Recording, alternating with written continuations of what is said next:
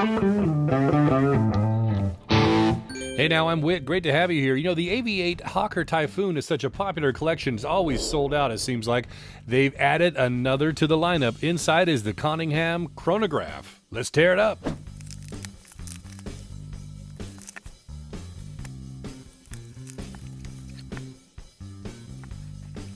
Ooh, it's upside down.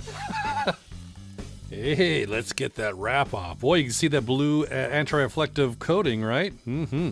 There we go. Man, that is sharp. I mean, AVI-8 obviously is known for their aviation theme, but look at that. I mean, if that doesn't look like the cockpit of a plane, look at that. It's just like instrument panels. Especially that 1/10 of a second there at the 12 o'clock, that sub-dial. Oh, man. All right, let's walk around the watch a little bit, and then I'll show you the dial close up. Okay, first off, we can see that is a domed crystal. This is mineral glass, and it's got anti-reflective coating, as you can see there, a little bit of a blue hue. It's got a stainless steel case. You can see there's brushwork on the mid case and high polish on the fixed bezel. The crown is push-pull with a good set of knurling on there, and then a little black stripe down the middle. Looks like it's got a somewhat of a signature on that main crown as well, being the Royal Air Force insignia. The pushers look like they're screw down, but they are not. Those are fixed, where you see that knurling. It's got a screw down case back. Oh, look at that. Somebody saved a sticker for you. Oh, right to logo up too. So on the case back we see all stainless steel, water resistant 50 meters, and Hawker Typhoon AVI-8 and 4093 is the model number. This one in particular, with the black dial and the white print, is AV4093, and then this variant is -0A. And I'm liking this leather strap too. Look at that red on the back side. You can see the accent on the side. And then this stitching here, kind of like a padded upholstery look to it. I'm told that it kind of mimics the interior of the Hawker, but I wouldn't know that firsthand. And this strap is more of a gray. It's, you know, it looks like a faded black to me here and on video as well.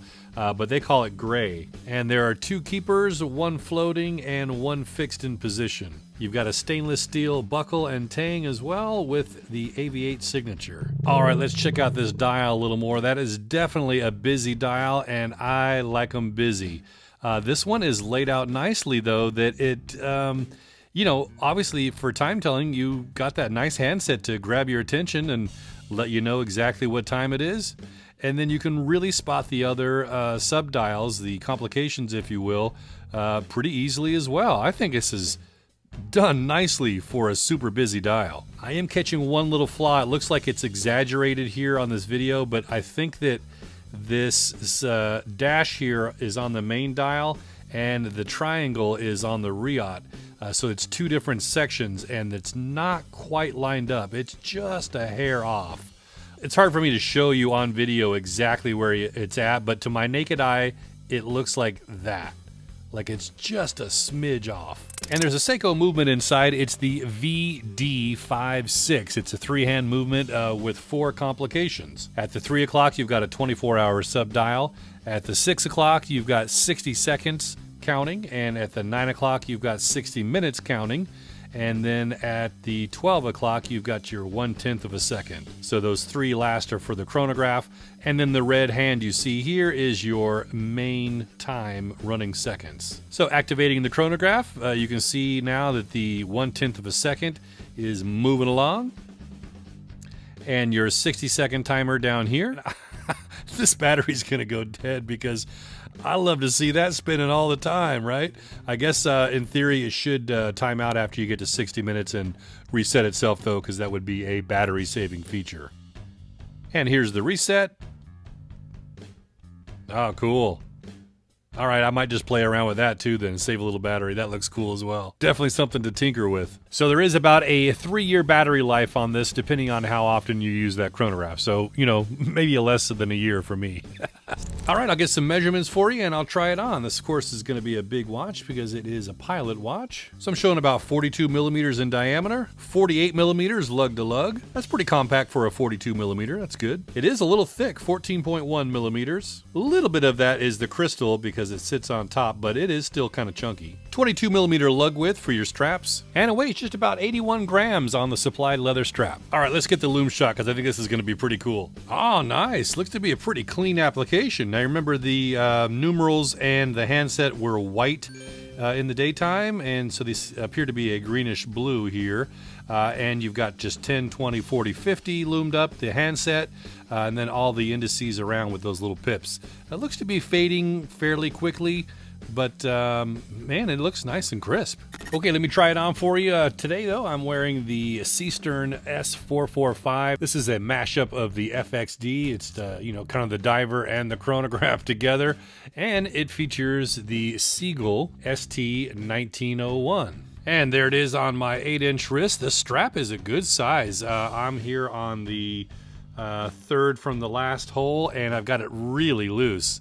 You see, so I mean, I would probably definitely be the next hole in after broken in. And this seems to be padded pretty nicely. I think it's going to be a pretty comfortable leather strap.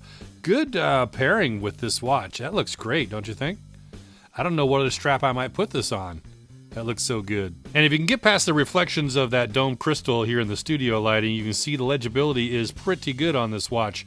Having that black handset with the black dial, but it's got that white outline, so definitely some good legibility. I like, again, for how busy this is legible. So the Hawker Typhoon Coningham Chronograph, this is the rose variant, which is a name, not a color. This has got the black dial with the white handset. It's AV4093-0A.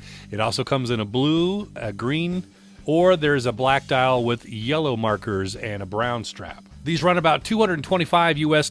Right now there's 20% off with code Typhoon20.